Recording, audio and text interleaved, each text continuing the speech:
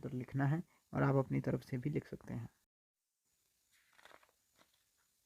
अब आप प्रश्न 11 के बाद अवधारणा संबंध निकाल लेंगे। ठीक है, वहाँ पे विराम चिन्ह के बारे में लिखा है, विराम चिन्ह के बारे में हम पढ़ेंगे। ठीक है, तो देखिए विराम चिन्ह के बारे में जानना ज़रूरी है।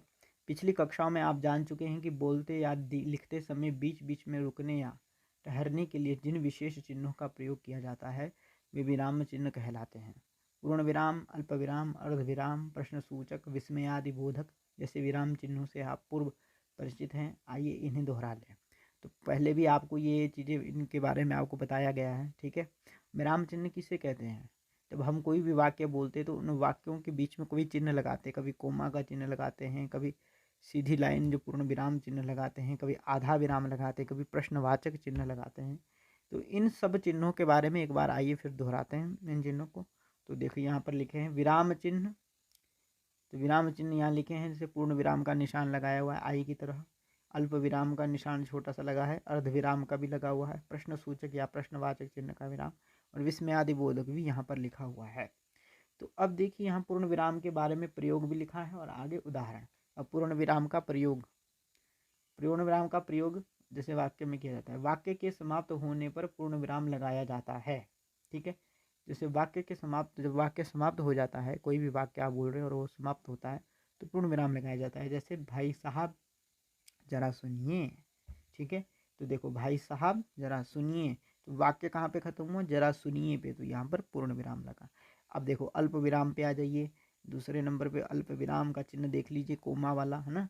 फिर इसके बाद इसके प्रयोग के लिए लिखा है कि इसका प्रयोग अर्ध विराम से भी कम समय तक रुकने के लिए किया जाता है। इसका प्रयोग शब्दों या उपवाक्यों को अलग करने के लिए किया जाता है। ठीक है, इसका जो उपयोग होता है बीच में, जैसे आपने वाक्य के बीच में कहीं अगर रुकना है, ठीक है, तो वहाँ पे इसका प्रयोग किया जाता है। जैसे भाई साहब जरा सुनिए, तो देखो भाई साहब जरा सुनिए। अब यहाँ पर जो भाई साहब बरा जरा सुनिए के बीच में जो चिन्ह लगा हुआ है, यह क्या है? भाई साहब के बाद जो चिन्ह लगा हुआ है यही अर्ध विराम है। ठीक है, इसको ही अल्प विराम कहते हैं। ठीक है ना, अर्ध विराम भी कहते हैं इसको, जो बीच में जो विराम दिया जाता है वाक्य के। अब अर्ध विराम के बारे में जानिए। देखो अर्ध विराम का चिन्ह देखिए, कोमा के ऊपर एक छोटा सा बिंदु लगा हुआ है। इस विराम चिन्ह का प्रयोग पूर्ण विराम से कम तथा अल्प विराम से अधिक देर रुकने के लिए किया जाता है। ठीक है, गांधी जी अमर हैं और अमर रहेंगे। ठीक है, तो अब देखिए जैसे गांधी जी अमर हैं, तो अब देखो यहाँ थोड़ा सा हमने अगर मान लो अर्ध विराम से थोड़ा सा ज़्यादा और पूर्ण विराम से थोड़ा सा कम रुकना है, तो फिर इसका जो है प्रयोग किया जाता है। जैसे गांधी जी अमर हैं और अमर रहेंगे। अब प्रश्न सूचक या प्रश्नवाचक चिन्ह। अब देखो प्रश्न सूचक या प्रश्नवाचक चिन्ह है, देखिए यहाँ पे चिन्ह बना हुआ है। ठीक है, इसके प्रयोग के बारे में लिख रहे हैं कि प्रश्न पूछे जाने वाले वाक्यों से प्रश्न सूचक या प्रश्नवाचक विराम चिन्ह का प्रयोग किया जाता है। जैसे प्रश्न पूछे जाने वाले जो वाक्य हैं, प्रश्न पूछे जाने वाले, उन प्रश्न सूचक या प्रश्नवाचक विराम के आगे जो चिन्ह लगाया जाता है, विराम जो चिन्ह लगाया जाता है, उसको ही कहते हैं प्रश्न सूचक या प्रश्नवाचक चिन्ह। जैसे कि क्या मैं अंदर आ सकता हूँ? अब देखो यहाँ ये प्रश्नवाचक वाक्य है और इसके आगे ये चिन्ह लगाया गया है, यही क्या है? प्रश्नवाचक चिन्ह हो गया। अब विस्मयादि बोधक, देखिए विस्मयादि बोधक चिन्ह को भी देख लीजिए, इसके नीचे बिंदु जैसा लगा हुआ है, एक सीधी लाइन खींची और इसके नीचे बिंदु लगा हुआ है। तो प्रयोग के लिए बारे में लिखते हैं कि आश्चर्य, शोक, खुशी और मन के भावों को प्रकट करने और संबोधन के विस्मयादि बोधक चिन्ह के का प्रयोग करा जाता है। जहाँ पर आश्चर्य की बात हो, जहाँ पर शोक की बात हो, जहाँ खुशी की बात हो, जहाँ मन के भाव को प्रकट करने की बात हो, जहाँ संबोधन हो, किसी को जोर से बुलाना हो, वहाँ पर इन चिन्हों, इस विस्मयादि बोधक के चिन्ह का प्रयोग होता है। जैसे कि अरे अनुराग इधर आना। अब देखो अरे अनुराग ये संबोधन का है, जब किसी को हम बुलाते हैं तो उसको संबोधन कहते हैं, दूर खड़े व्यक्ति को। तो देखो अरे अनुराग इधर बोलना, तो अनुराग के बाद देखो यहाँ पे ये चिन्ह लगा हुआ है। ठीक है ना, तो इसको क्या कहेंगे? विस्मयादि बोधक वाचक चिन्ह। अब आगे देखिए। हाँ, तो आपने विराम चिन्ह प्रयोग और उदाहरण के बारे में जाना। अभी और आगे देखिए, आइए सब कुछ नवीन विराम चिन्हों से संबंधित इस तालिका को देखें। अब आपने यहाँ पर देखना इकरा उदाहरण चिन्ह, इकहरा उदाहरण चिन्ह, ये इकरा उदाहरण चिन्ह होता है। इस चिन्ह का प्रयोग किसी वस्तु, व्यक्ति या पुस्तक आदि के नाम को विशेष रूप से लिखने के लिए किया जाता है, वह इकहरा उदाहरण चिन्ह कहलाता है। ठीक है, अब ये इकहरा उदाहरण चिन्ह है। देखो ये कोई भी शब्द लिखेंगे उस शब्द के आगे आगे और पीछे यह चिन्ह लगाया जाता है, तो इसको कहते हैं इकहरा विराम चिन्ह।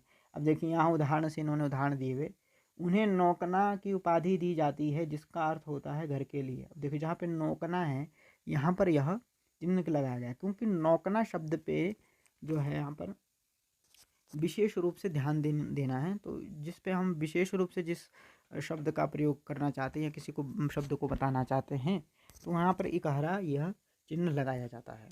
ठीक है, जैसे कि मैं कल देवदास की फिल्म देखने गया था। आप देखो देवदास यहाँ पर विशेष शब्द है, इसलिए यहाँ पर ये लगाया गया।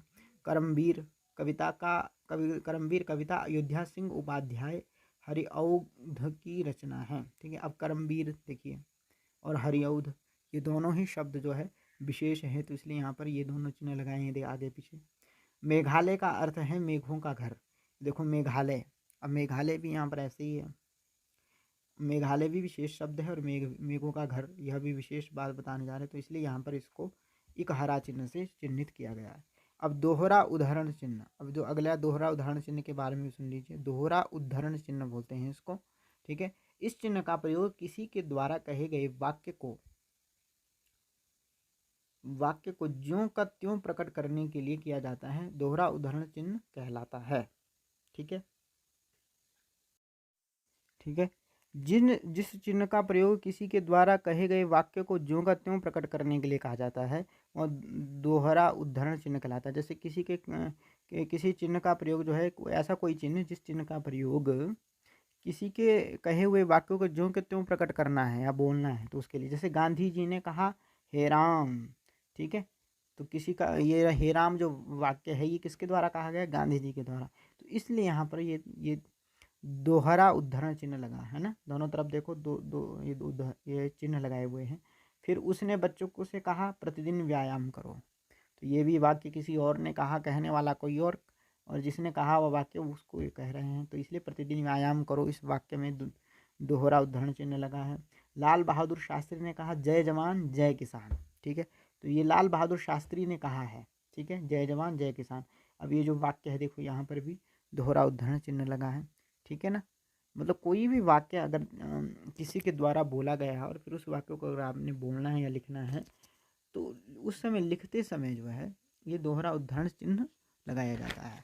आगे देखिए कोष्ठक, कोष्ठक इसको बोलते हैं कोष्ठक चिन्ह। अब ये कोष्ठक चिन्ह देखो ऐसे बना हुआ है, जैसे इधर से भी उधर से भी हम किसी चीज़ को कोष्ठ में रखते हैं। ठीक है, अब देखिए कोष्ठक का प्रयोग किसी कथन या कठिन शब्द के सरल अर्थ या उसके बारे में कुछ अलग बताने के लिए किया जाता है। शब्द का अलग अर्थ या उसके बारे में लिखे गए तथ्यों को हम कोष्ठक में लिखते हैं तथा यह कोष्ठक कहलाता है।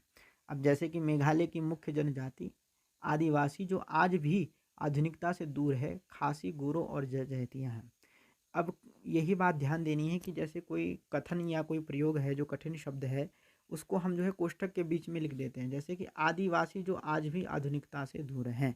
अब देखो ये विशेष बात है या कठिन बात है, इसको कोष्ठक के बीच में आदिवासी के पहले देखो आदिवासी शब्द के पहले ये चिन्ह लगाया गया और दूर है के बाद फिर ये चिन्ह लगाया गया।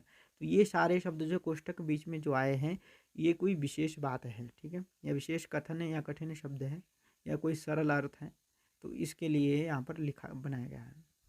ऐसे दूसरे उदाहरण में देखो मेघालय के लोग बेहद साधारण और मेहमान नवाज अतिथियों को आदर सत्कार करने वाले होते हैं। अब देखो दूसरे में यहाँ पर जो है मेहमान नवाज का अर्थ ही कोष्ठक में लिखा हुआ है, अतिथियों को आदर सत्कार करने वाले होते हैं। ठीक है, जैसे कोई कठिन शब्द हम कुछ लिख रहे हैं और वो शब्द आपको लगता है कि उसका अर्थ पढ़ने वाला नहीं समझ पाएगा, फिर हम उसको क्या करते हैं कोष्ठ में लिख देते हैं ताकि वो फिर उसी अर्थ को समझ ले। ठीक है, तो उसको कहते हैं कोष्ठक। अब तीसरे उदाहरण में देखिए कविता मितभाषी कम बोलने वाली है। अब देखो मितभाषी, अब इसी का ही अर्थ कोष्ठ में लिखा हुआ है, कम बोलने वाली है।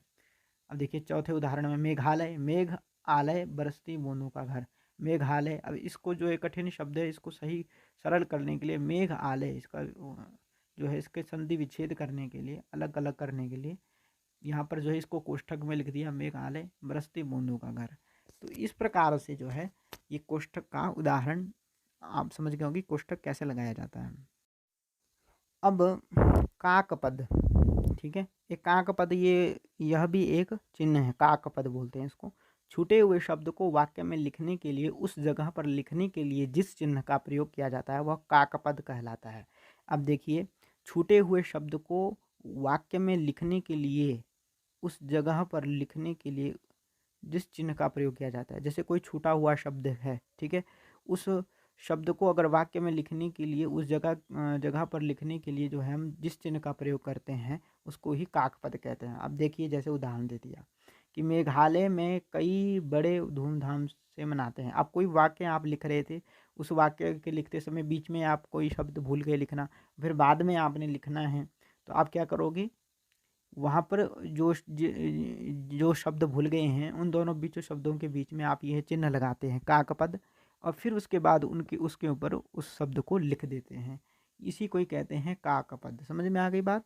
हाँ, तो मेघालय में कई बड़े उत्सव बड़े धूमधाम, अब देखो ये वाक्य पहले लिखा कि मेघालय में कई बड़े धूमधाम से बड़े धूमधाम से मनाते हैं, तो इस वाक्य में जो है शब्द भूल गया, तो इन्होंने क्या किया कि कई और बड़े के बीच में जो है विराम, ये काकपद चिन्ह लगा दिया, फिर उसके ऊपर शब्द लिख दिया, फिर वाक्य बना कि मेघालय में कई उत्सव बड़े धूमधाम से मनाए जाते हैं।